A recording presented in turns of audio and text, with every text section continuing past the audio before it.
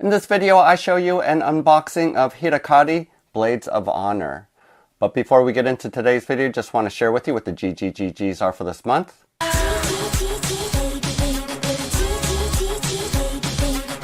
Each month, Bob the Beholder picks some of my Patreon supporters to receive gratitude gifts. And for this month of August of 2024, we have 2 pledges for the Lava Burst Kickstarter. We have 1 pledge for the Flatline City Wave 3 Kickstarter.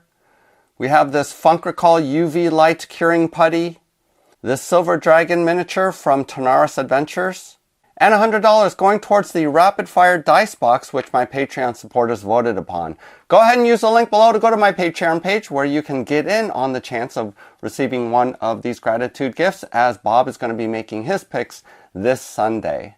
So I'm one of the backers for the Harakiri Kickstarter that happened a while ago and just received my delivery for this game. Again, I can't remember what pledge level I backed it in. I'm pretty sure it wasn't the all-in, but let's go ahead and open this up and see what is inside.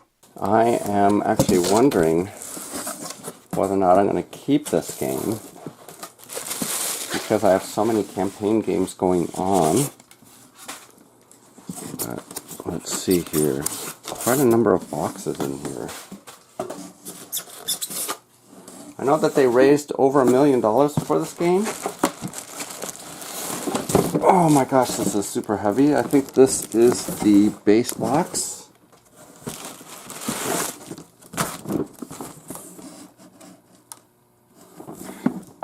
Jubet's Curse. Is this an expansion? Not sure. Wrath of the Gods.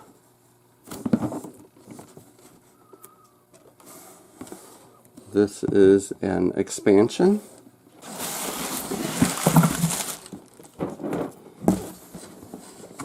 Emperor's Legacy. Almost missed this extra set of dice. I tend to buy extra dice so that our players don't have to pass the dice around so much. Alright, I went over to the computer, quickly checked. I do have the Kami pledge, which was about 200 euros. And this was all of the gameplay material in one pledge. So it wasn't the all-in pledge, which I think was about 300 euros. But let's check this out. This is in the base box. It looks like these are all of the containers for your heroes to store. This is really good because usually I have to get envelopes and stick everyone's pieces in there for dashboards and all that kinds of stuff in between play. Here are all of the cards, so that's really nice to be able to stack everything in there. And then just a huge stack of cardboard, and that includes the player characters here. Although which character is that? I wonder if this has the expansion here. So I'm going to go ahead and open this up.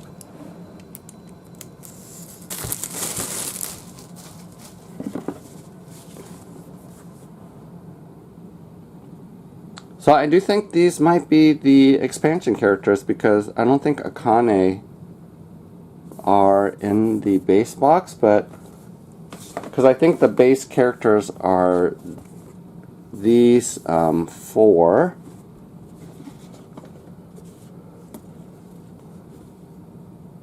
Yeah, so make a comment below whether or not you know if these are the expansion characters or if they come in the base box. But lots of cardboard chits. Gonna have to figure out a way to sort all the chits, maybe 3D print something.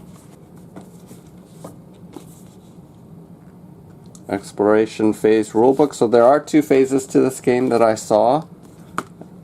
Here's a cheat sheet, which is really good. And the adventure phase rulebook. Doesn't look that bad. I did watch a playthrough video just to get a sense of the game more recently because I'd forgotten how the game plays. This is the world map, the adventure phase, more chits, and then check this out. Act 1. I assume this one's Act 2, so there's at least 2 published acts. I wonder how many hours of gameplay. I think I saw on the Kickstarter page there was like 50 hours of gameplay, but that might just be Act 1. And like a lot of the narrative campaigns, this is like choose your own adventure, where you go to the page it tells you to go to and read along there. A lot of little booklets. I think these are the background. Oh yeah, look at that. Background and personal quests for each of the characters. These are the monster cards, which there doesn't actually seem to be a ton of them. And I do know that there's 2 versions of the AI, sort of the green normal mode and then a more aggressive mode, depending. And then there's like different colors, rings that you attach to the miniatures, because you can have more. I think it's the same pose of miniature, but you can have multiple ones on the board to fight. So these look like the bosses, and these are double-sided. And then these are the player dashboards, and you do have to play 4 players, or 4 heroes. So even if there's only 3 of you playing, you do have to play all 4. That's how it works, and really like how thick the cardboard is here. Alright, let's check out the expansion box next, because I thought that the extra heroes and characters came in this box. But maybe they mixed everything around, seeing that there was no miniatures in the base box. Wrath of the Gods.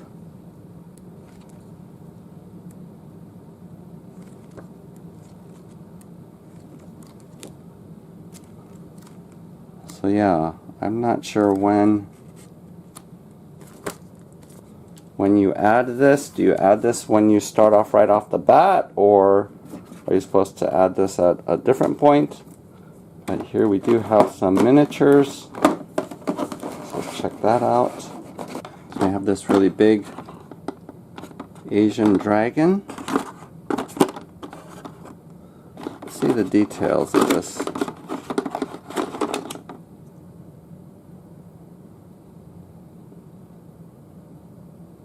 Looks pretty clear and detailed. It's not mushy at all. That's good.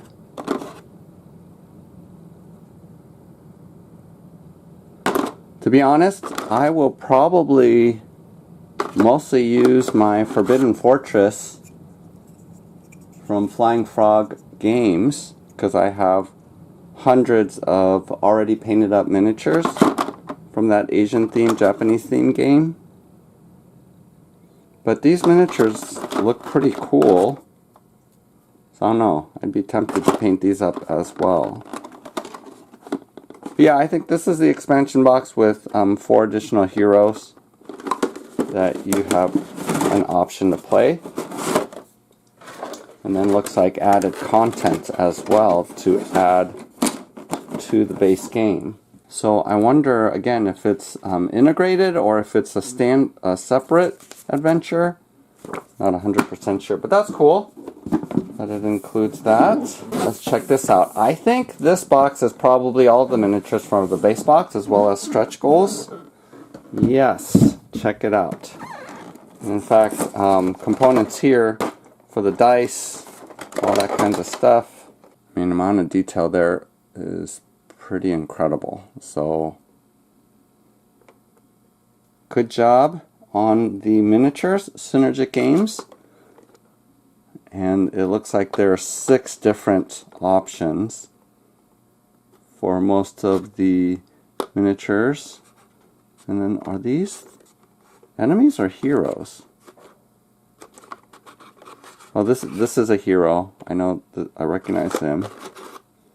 I think this is Tomoe, the archer. I wonder why there's 2 versions of the monk. Not sure. And then there's 3 versions of some of the other ones. And then these are the rings that you attach when you're fighting. so that you can keep track of which one is which. And then a set of dice here, like a harpy.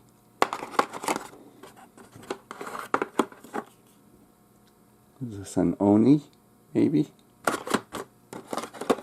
This is super cool. Look at that. The guy is riding this head. So it seems to be promising really unique boss battles. Wow, there are a lot of different kinds of minions.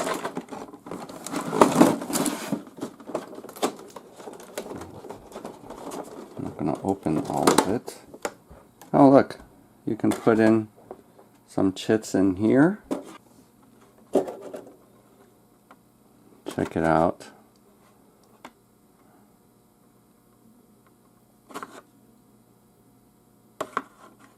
I think this is a character from Madara. I think this might be a crossover. I'm not sure, but this looks cool.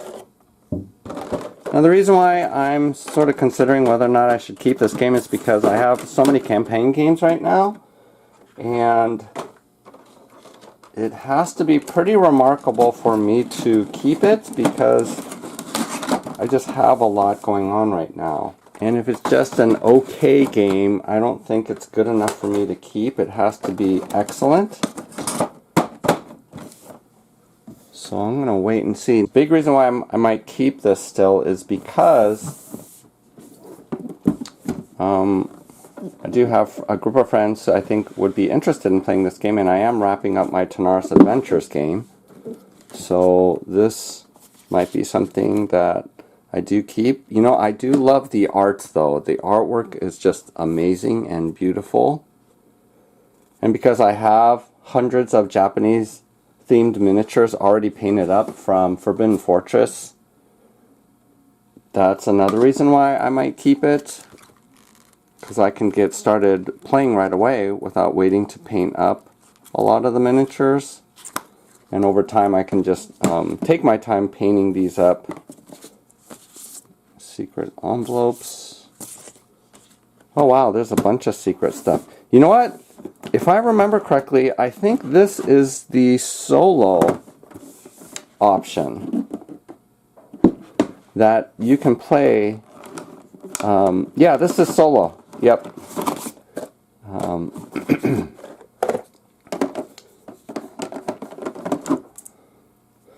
So this gives you solo rules. Oh my gosh, check this guy out. Oh my gosh, that is so cool. Man. When you have cool miniatures like this, it makes me want to keep the game just for the sake of the minis. And then I think this is Jubei. Man, having a solo option. Although, you know, solo continues to be one of the things where I keep saying, yeah, I'm going to play solo, but I never end up actually doing it because I think I have this romantic idea that I'm going to have all this time to be able to play these games by myself. But at the end of the day, obviously I would much more prefer to play with my friends rather than by myself. But having the solo as an option, I think, is super cool. Let me see. Yeah, you still use all the components, so it's not a standalone thing. Still use all the components from the base game. But maybe I'll start off just by trying out the solo and seeing how I feel. But art is awesome. Yeah, it's going to be a quandary. So there's the unboxing. There is a ton of stuff. I had forgotten that I had pledged at the Kami level.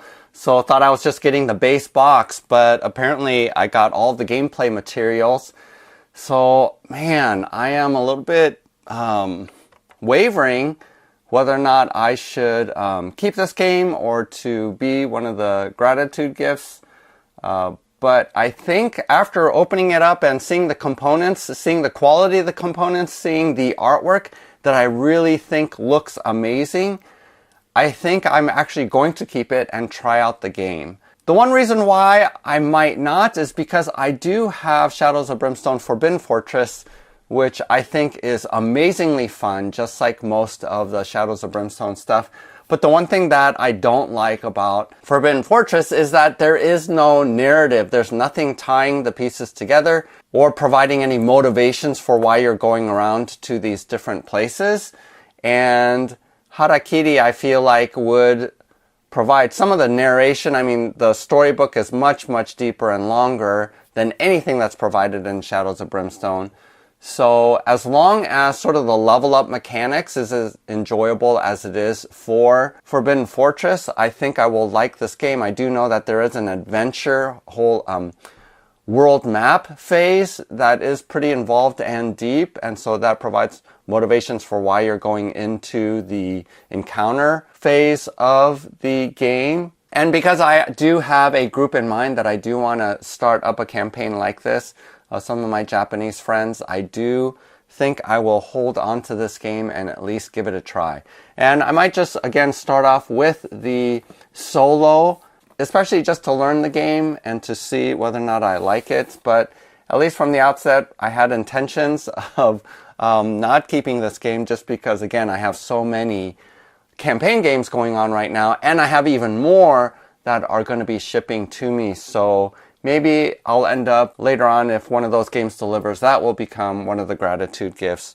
But anyway, go ahead and make a comment below if you received or pledged this game, what your thoughts might be about whether or not you're holding on to it, or if you've played Shadows of Brimstone Forbidden Fortress, how you might weigh that decision to help me out a little bit. And make sure to like and subscribe, because if I do end up keeping this game, I will come out with a review after I go through the campaign a little bit more and get to know the game. Also wanted to mention that they are going to reprint this game, and instead of on Kickstarter, it's going to be on GameFound. Go ahead and use my link in order to be notified of when they're going to launch. It is sometime in Q4 that is going to be reprinted, as well as an additional expansion if you wanted even more material. Again, use the link to go to my Patreon page if you are interested in one of the gratitude gifts, because Bob is making his pick this coming Sunday, September 1st. Or if it's beyond September 1st, just check out what is our current GGGGs. Happy gaming. We'll see you next time.